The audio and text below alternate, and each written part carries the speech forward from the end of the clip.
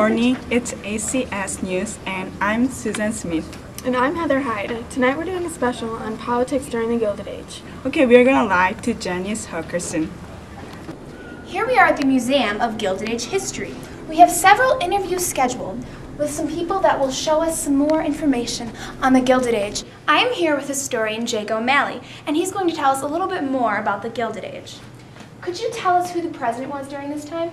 Well, there were several presidents during the Gilded Age. There was President Grant, who was terrible.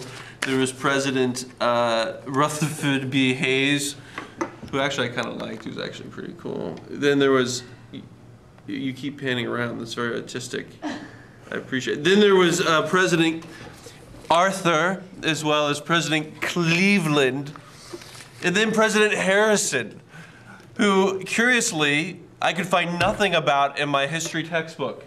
Seriously, look for it. Nothing about Harrison's, that's Ronald Reagan. Nothing about Harrison. Don't know why.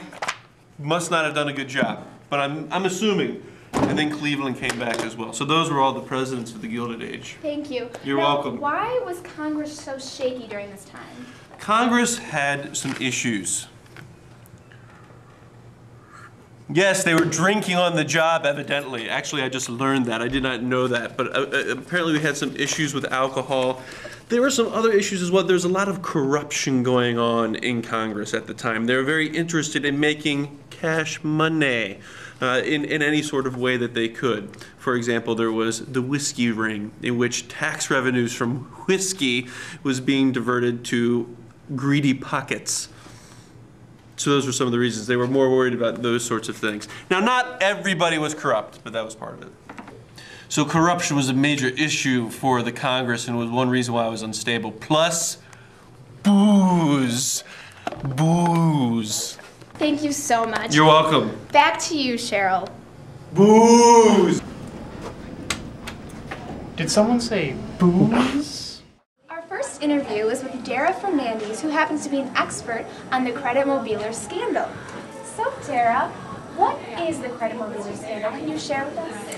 Well, Janice, in 1867, Representative Oakes Ahm and Thomas C. Durant were in charge of the Union Pacific Railroad. They created a dummy construction company designed to complete the last 600 miles of the Transcontinental Railway, and when it fell through, it cost the stockholders and federal government millions of dollars. Wow. Thank you for sharing with us. Back to you, Heather. Thank you, Janice. That reminds me of an 1844 election between James Blaine and Grover Cleveland. Both sides ran vicious smear campaigns against each other, resulting in many protests. Here we are at the grave of Thomas Nast. Did someone say Thomas Nast? Yes. Do you know anything about him? Do I know anything about Thomas Nast? Of course, I know everything about Thomas Nast. Seems we have a fan here. Fan? Nay. Guru de Thomas Nast. Okay. Could you share something with us about him, perhaps? Of course. Sharing. All right, first of all, since you seem to know nothing about our great man, Thomas Nast. You know the political cartoons? The donkey and the elephant? Are you aware with those? Yes. He drew those magnificent, glamorous creatures. Well, you know what? I think that's all the time we have for today. You know what? I actually am looking for a date on Saturday night. I'm looking for a date. Well, that was really weird. But that is all the time that we have for today. Our staff has come up with some wonderful political cartoons for you to enjoy. Have a nice day.